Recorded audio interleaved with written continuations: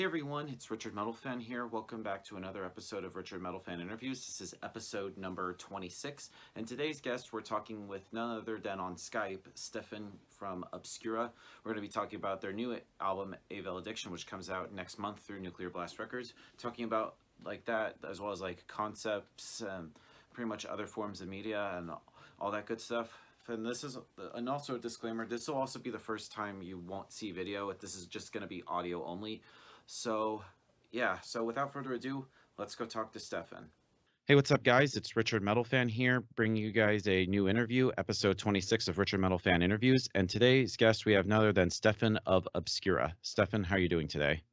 Hi everyone, pleasure talking to you. I'm doing fine. How are you? Doing pretty well. Well, so we're going to be talking about your new album, A Valediction, which comes out in November. This also marks a new concept album since your previous album ended like with the 4 seasons. Since is this like part of like a new concept, or is this just like a one-off thing? Well, we just finished a 10-year long lasting concept with 4 albums being connected to each other, visually, musically, and also on the same record label.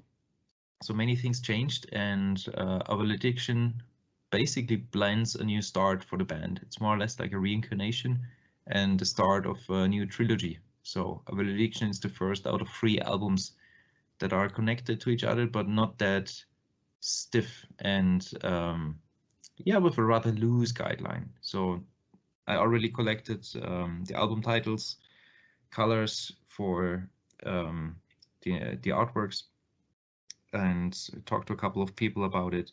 We have with Fredrik Nordström and Fredman Sound a new producer on board, with Nuclear Blast a new record label. So many things changed, and there are many more stories to tell. So things are looking bright, and I can't wait to finally release A Valediction to you.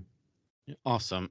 And so the first singles you have out now, When Stars Collide, Solaris, and Devoured Upsur, and even the title track, does that represent what the entirety of A Valediction will sound like, or is there just to be more to be discovered? There's much more to discover. As Fredrik said, we are BOM, best of metal. That's a great saying. It's fantastic because it simply showcases that we haven't been able to pick one song that represents the entire album. That's also the reason why we decided to make or produce 4 different music videos for 4 entirely different songs. You mentioned When Stars Collide, which just dropped this week. Yeah, it's killer. It's somewhere in between Whitesnake and Carcass. That's like an interesting comparison. Yeah, but it's not too far off. Yeah. And on the other side, we have Devout Usurper, which is like a caveman song that would be perfect on any Bloodbath or Obituary record. We have Solaris, which is basically exactly what we did with Obscura in the last 10 years. And we decided to use the title track, A Valediction, because of the different pace. It's more something like a bittersweet, melancholic vibe, and still connects with songs like Emergent Evolution, Acrosis, Anti-Cosmic Overload. So we made our decision wise, but still on the album there are so much more songs to discover and so much more, interesting ideas we just put together. For example, the opening track is the longest song on the entire record. It's more than 7 minutes long, and it's pure epicness. And we have a jazz fusion song as a last song. By the way, the album goes to 11. And we have an instrumental that sounds a little bit more like, old-fashioned Megadeth. And we have songs that are so technical and demanding that we really have a hard time preparing this for the next live shows. But we still love what we are doing, and this is the most important thing, in my opinion. Awesome. So I pretty much would describe you guys' sound as like a smorgasbord of like different styles of death metal. There's like moments of like technical death metal, melodic death metal, so many different like subgenres within death metal itself. So I feel like, do you and like the rest of the guys like pull like from like different influences, or like bring like different styles to the table when it comes to making albums? Absolutely. Everybody of us has a different story and also history, as well as different influences. So we put together ideas on the table, and decide what could work for the band. And these days we are less narrow-minded than we have been probably 15 years ago, when we said, keyboards, no, we can't use it because it's not death metal enough. And nowadays we're just looking forward to include a little bit more diversity to the entire songwriting. Because if you listen to an album front to end, it should be something like a story, some kind of dramaturgy from front to end, and not only 10 songs that sound like the same or something. And therefore I'm rather looking for a broad palette of different musical styles, while you understand and hear within a heartbeat which band is performing because of the different characters of each musician. So the signature sound needs to be present at any time, but at the same time you can combine so many different styles into the big universe of Obscura, and that's more interesting for us on stage, off stage, for all the fans, and also it's more enjoyable to listen to the album. All right. So since your music is very concept driven, is there like a preconceived idea of what the sound of an album is, or is there a lot of like trial and error and improvisation, so to speak? We are Germans, it's more trying and complaining. So now, but on this particular album, we sat together in the very beginning and had the aim that each and every song needs to be possible to be performed live, probably. So we wanted to write an album that works in a live situation better than the previous ones, simply because we're spending much more time on the road than in the studio. We are a live band, we are a touring band. We just crossed the 600 shows in the history of this band. We are around 20 years active. Next year we have our 20-year anniversary. So holy shit, that's amazing. It changed a little bit, and also we are not performing a clinic every night. We don't have to prove anything. We just want to have a good time and have, well, our fans going home with the same smile in their faces as we have when we go off stage and simply say, okay, this was the coolest show on the entire tour so far. This is the big aim, simply to have a good time together. And if the songs work in this particular situation way better, well, then everything is done right.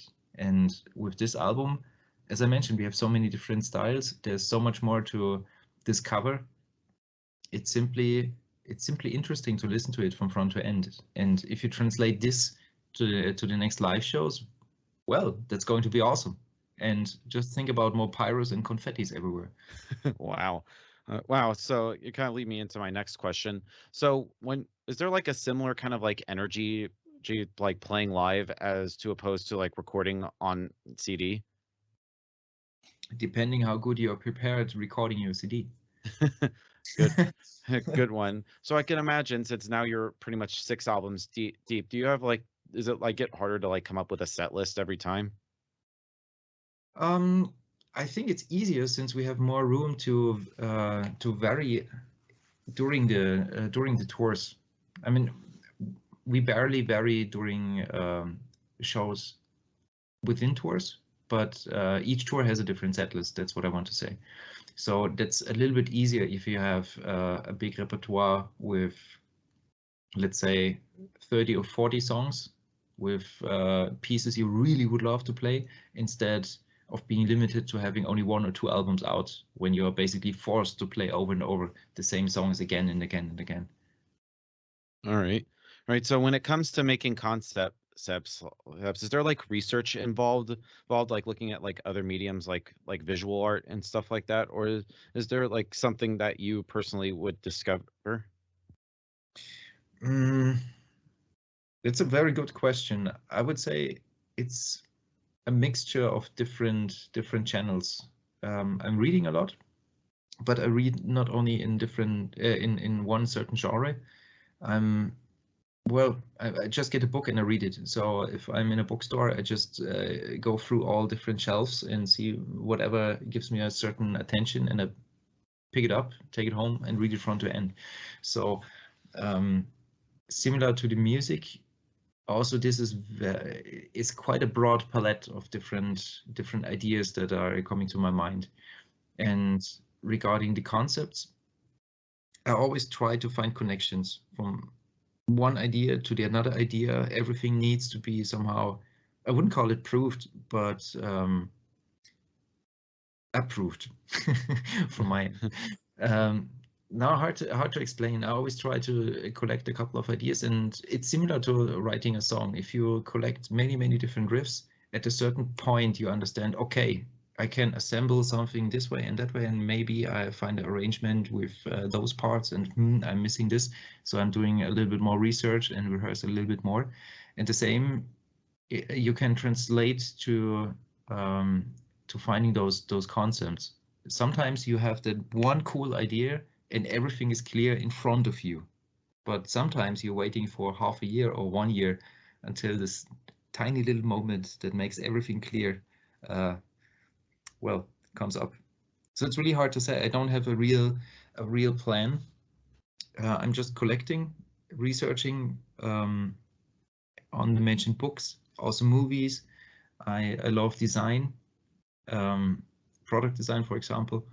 And therefore, somewhere in between, I pick up a glimpse here, maybe I pick up something there, and I just collect it. I have 2 books with all ideas I'm writing down, and here and then I'm looking into that. And sometimes you find the connections, and then you have the new concept of either a new album or something else in your head, and then it starts rolling. All right. So do you find it like the longer you work on something, the harder it is to maintain that sort of like original idea? Because I know between this album and Diluvium, there's like a 3-year gap, but I also know between Acroasis and Omnivium, there's like a 5-year gap. So is that like harder to maintain the original idea that like when you first put it out that you try to like stick it with that? Or is it like something depending on it, like easy to come back to? I would say it depends on the song. Regarding songwriting, we have the opening track Forsaken, which was supposed to be the opening track for Diluvium, and at the time it's 9 close to 10 minutes long, but somehow it didn't fit to the others, and I didn't think it was finished at the time, so we dismantled it a little bit, put it down to 7 minutes, and now it's still the longest song on the album. But that took forever. We had many different versions.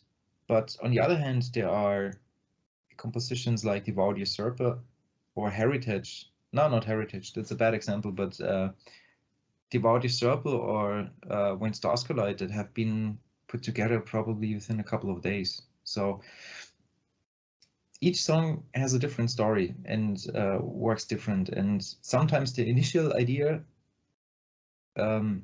is that good that you keep this idea towards the very end, but sometimes maybe you have to understand that the first initial idea wasn't the best, although you thought it's the best at that moment. You have to start from scratch again. But well, if you can laugh about yourself a little bit, then it works. Okay, so as you also mentioned, I'm probably asking this way early. You mentioned like A Valediction is part of like a trilogy. Do you have like an idea or the direction for like the sound for the next 2 albums? I do have a sound. The artworks, the visuals is very clear. For the sound, of course, it always depends what ideas the other band members come up with. Each album is written as a collective.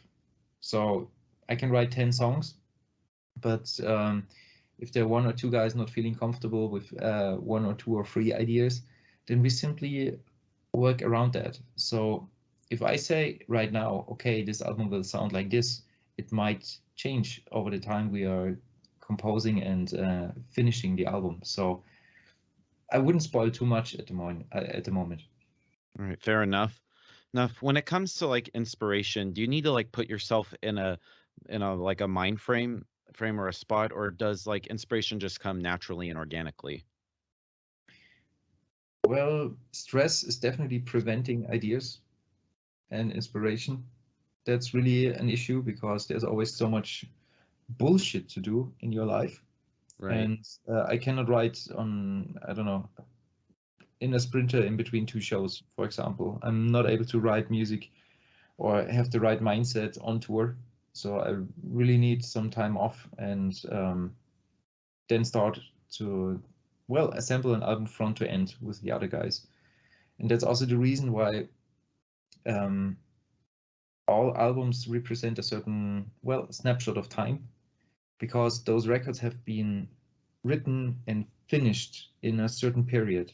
I'm not able to write, for example, 2 songs for Obscura and write another 3 for Vulcanra and then switch back for that. It doesn't work like that. I'm sitting down for probably, depending, between 3 and 6 months for an album like this, after we collected a couple of ideas, and then we start to finish this album front to end. But to start that, you need to be in a certain mindset, as you just asked, and that's mostly depending on how balanced your life is and how less stress you have around you. That's definitely something that is an issue. All right. And have you ever thought about like addressing the concepts that you come up with on like other mediums, like in like a novels or a movie? Novels, I think that's not a field I'm talented enough for. So writing song lyrics in this framework which should work quite well after those many years. But working with music, with movies is super interesting. And I've worked with a couple of friends already on different music videos for the band. And we even made some experience with music videos that feature certain story elements. We also had a music video without the entire band.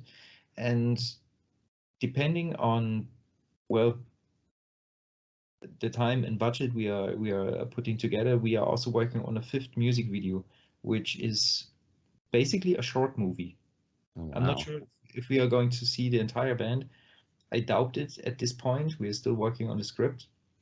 But for one of the songs of the new album, we are working on a real short movie.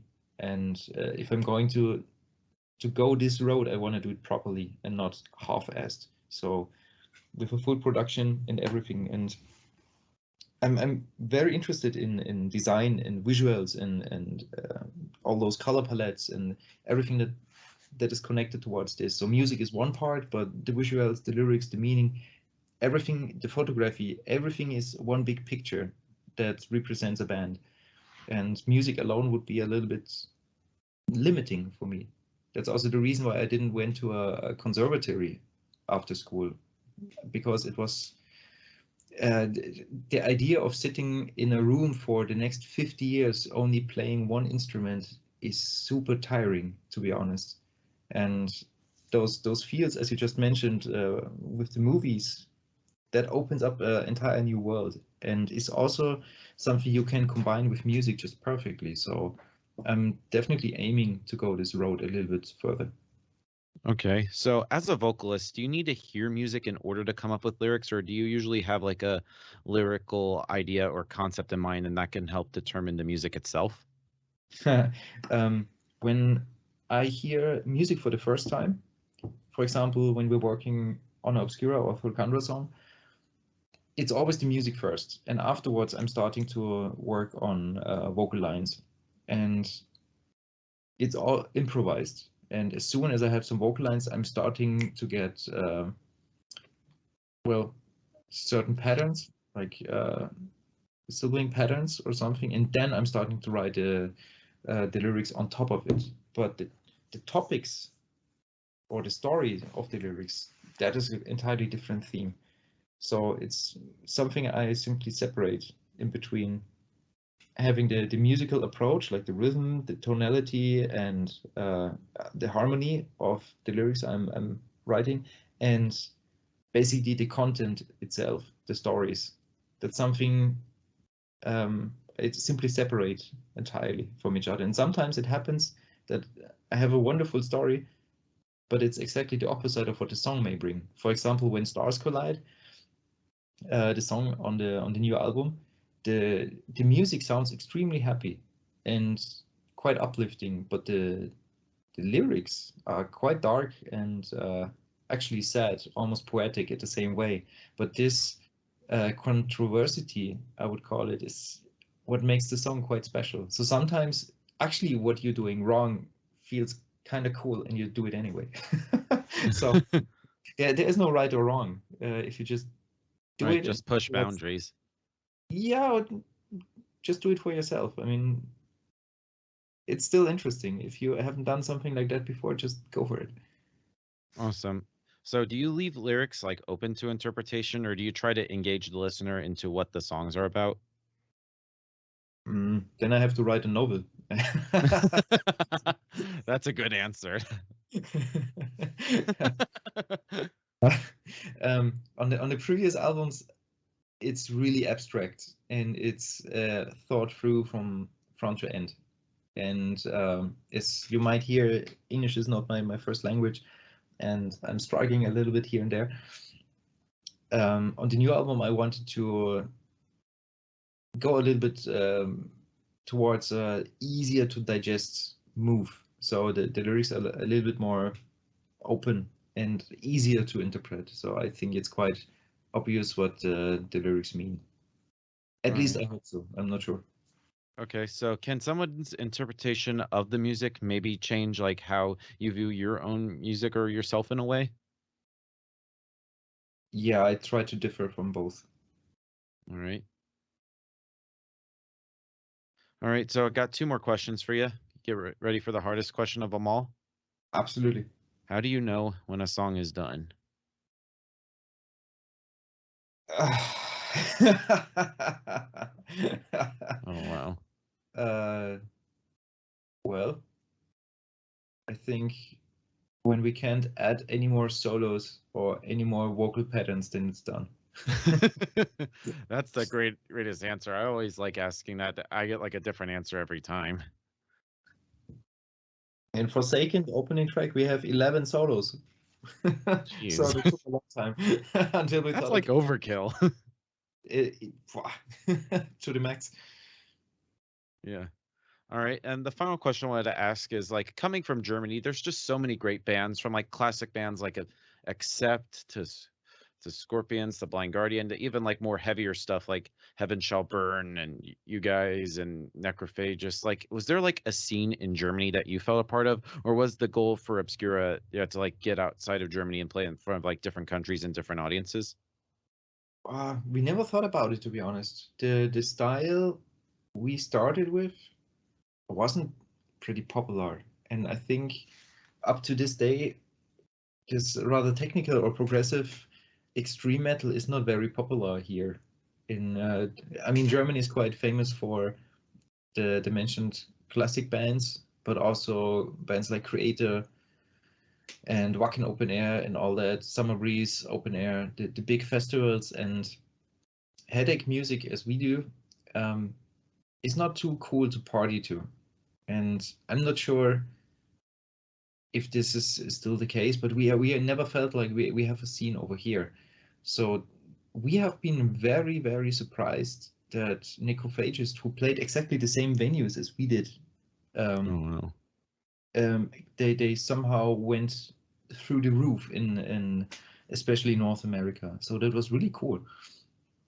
And we felt, especially in the US and in Canada, with this huge scene of cool bands back in the day, like the Faceless we toured with, and well, from Montreal, a couple of bands, like Cryptopsy. I mean, okay, they're a little bit older, but all those bands that felt a little bit more connected to what we are doing. Also, I think Obscura has a very melodic approach since day one.